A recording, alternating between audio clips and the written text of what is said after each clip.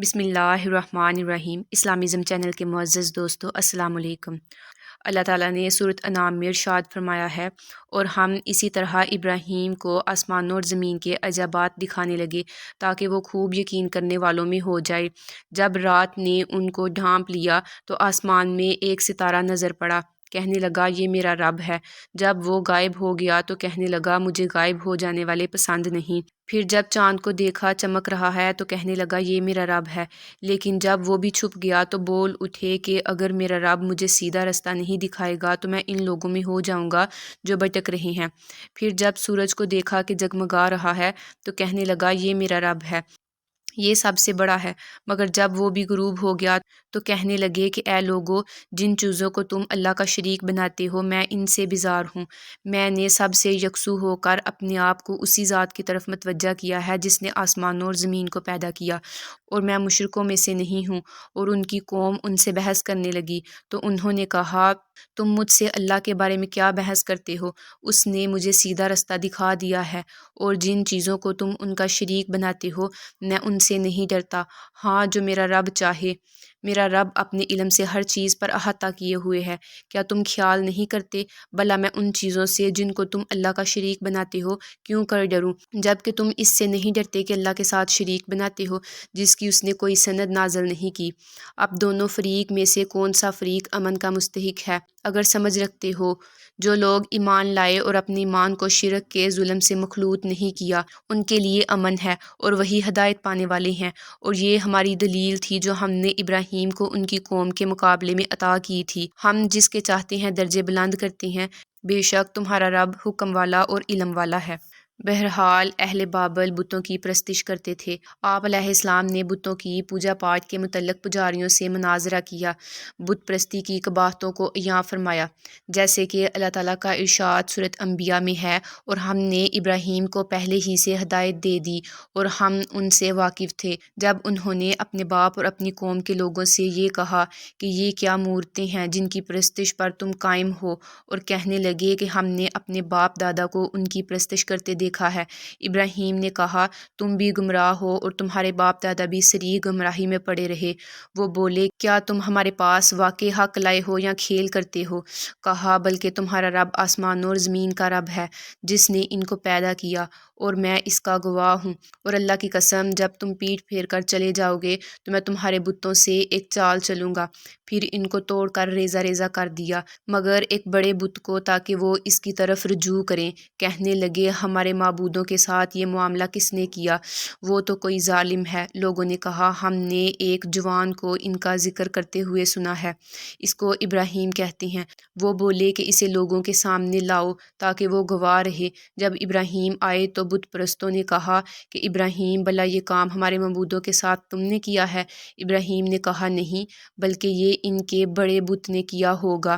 اگر یہ بولتے ہوں تو ان سے پوچھ لو۔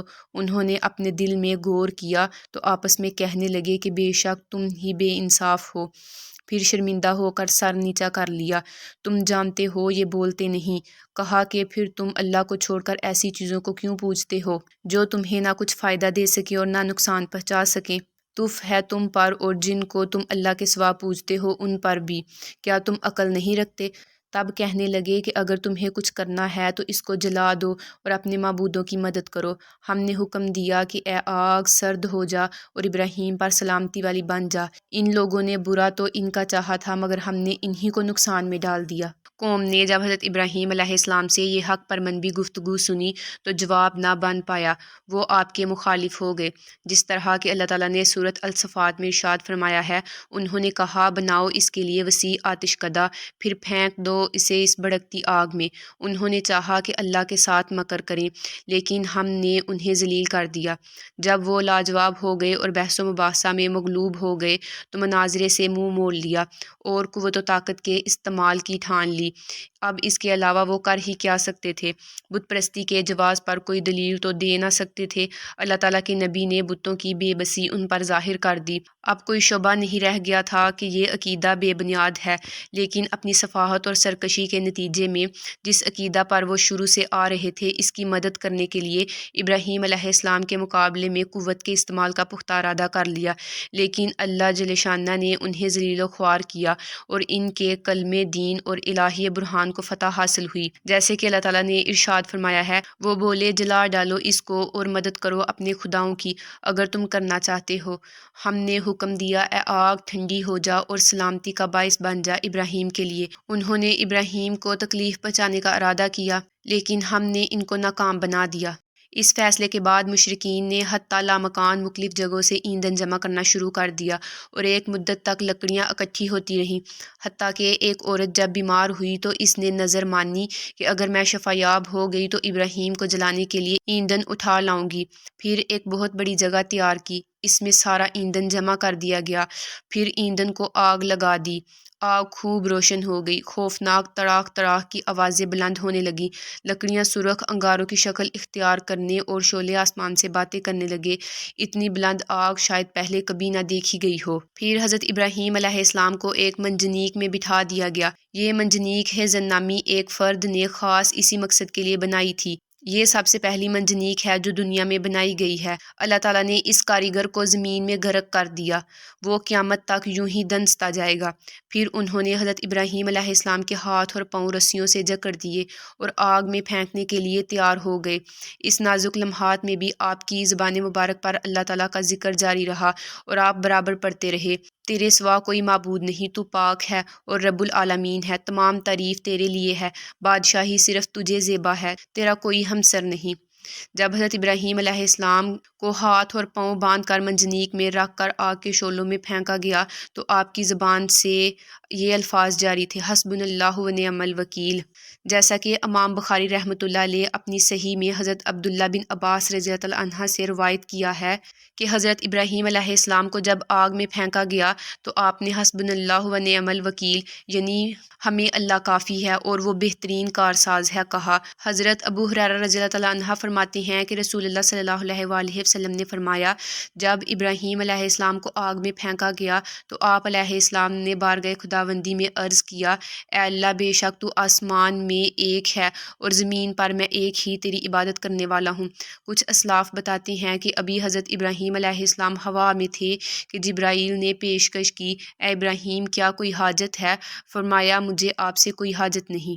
حضرت عبداللہ بن عباس اور سعد بن جبر سے روایت کیا جاتا ہے کہ جب بارش کے فرشتے نے حاضر خدمت ہو کر عرض کی، جب حکم ہوگا تو میں بارش برسا دوں گا، آپ علیہ السلام نے فرمایا، میرا خداوند ان چیزوں سے زیادہ تیز ہے۔ جیسے کہ اللہ تعالیٰ کا ارشاد سورۃ انبیاء میں ہے، اور ہم نے کہا، اے آگ ابراہیم پر ٹھنڈی اور سلامتی والی ہو جا۔ حضرت علی ابن ابی طالب رضی اللہ عنہ ان الفاظ کی تفسیر میں فرماتے ہیں کہ اللہ تعالیٰ نے آگ کو حکم دیا کہ ابراہیم کو کوئی نقصان نہ پہنچے۔ حضرت عبداللہ بن عباس فرماتے ہیں کہ اگر اللہ تعالیٰ سلامن علی ابراہیم نہ فرماتے تو آگ اس قدر ٹھنڈی ہو جاتی کہ ابراہیم علیہ السلام اس کی ٹھنڈک کی اذیت برداشت نہ کر سکتے۔ حضرت کعب الاحبار فرماتے ہیں کہ اس دن زمین والے آگ سے کوئی فائدہ حاصل نہ کر سکے، کائنات کے اندر جتنی بھی آگ تھی سب ٹھنڈی ہو گئی، صرف وہ رسی جلی جس سے حضرت ابراہیم علیہ السلام کے ہاتھ باندھے گئے تھے۔ حضرت ابراہیم کی آتش کدہ کی حالت۔ حضرت ضحاک فرماتے ہیں کہ جبرائیل امین علیہ السلام بھی حضرت ابراہیم کے ساتھ تھے، آپ نے اپنے چہرے کو پوچھا لیکن پسینہ تک نہیں تھا۔ حضرت سعدی فرماتے ہیں کہ سائے کا فرشتہ بھی حضرت کے ساتھ تھا، آپ آگ کے میدان کے درمیان ایک شاداب باغ میں تشریف فرما تھے جس کے گرد آگ کے شعلے تھے، لوگ دیکھ رہے تھے کہ ابراہیم تو شاداب باغ میں ہیں لیکن نہ تو ان میں ہمت تھی کہ آ کے ان شعلوں کو عبور کر کے آپ علیہ السلام تک پہنچتے اور نہ آپ اس باغ و بہار سے باہر آنا چاہتے تھے۔ حضرت ابو ہریرہ رضی اللہ عنہ سے روایت ہے کہ آپ نے فرمایا، حضرت ابراہیم علیہ السلام کے باپ نے جب کہ اپنے بیٹے کو اس حالت میں دیکھا تو کیا ہی خوب کہا، اے ابراہیم تیرا پروردگار ہی بہترین پروردگار ہے۔ ابن اساکر اکرمہ سے روایت کرتے ہیں کہ حضرت ابراہیم علیہ السلام کی والدہ نے آپ علیہ السلام کو اس حالت میں دیکھا تو آواز دی، اے میرے بیٹے میں تیرے پاس آنا چاہتی ہوں، آپ اللہ سے دعا کریں کہ وہ تیرے ارد گرد آگ سے مجھے نجات دے۔ آپ نے فرمایا ہاں آئیے۔ وہ آپ کے پاس جا پہنچی اور آگ کے شعلوں نے انہیں چھوا تک نہیں۔ جب وہ وہاں پہنچی تو ابراہیم علیہ السلام کو اپنے بازوؤں میں بیچ لیا، بوسے دیے اور پھر واپس آ گئی۔ منہال بن عمرو سے روایت ہے کہ وہ فرماتے ہیں کہ مجھے خبر دی گئی ہے کہ حضرت ابراہیم علیہ السلام 40 یا 50 دن تک آگ کے شعلوں کے درمیان رہے۔ آپ نے فرمایا آگ کے ان دنوں اور راتوں سے زیادہ عیش کے دن اور عیش کی راتیں میں نے نہیں دیکھیں۔ میں چاہتا تھا کہ کاش میری پوری زندگی اسی طرح آگ میں گزر جائے۔ جیسے کہ اللہ تعالیٰ کا ارشاد ہے، مشرکین نے تو کامیابی کا ارادہ کیا تھا لیکن انہیں ناکامی کا منہ دیکھنا پڑا۔ امام بخاری رحمۃ اللہ علیہ اپنی صحیح میں بالترتیب مختلف سند کے ساتھ روایت کرتے ہیں کہ رسول کریم صلی اللہ علیہ وآلہ وسلم نے چھپکلی مارنے کا حکم دیا اور فرمایا کہ یہ ابراہیم علیہ السلام پر آگ جلانے کے لیے پھونکے مارتی تھی۔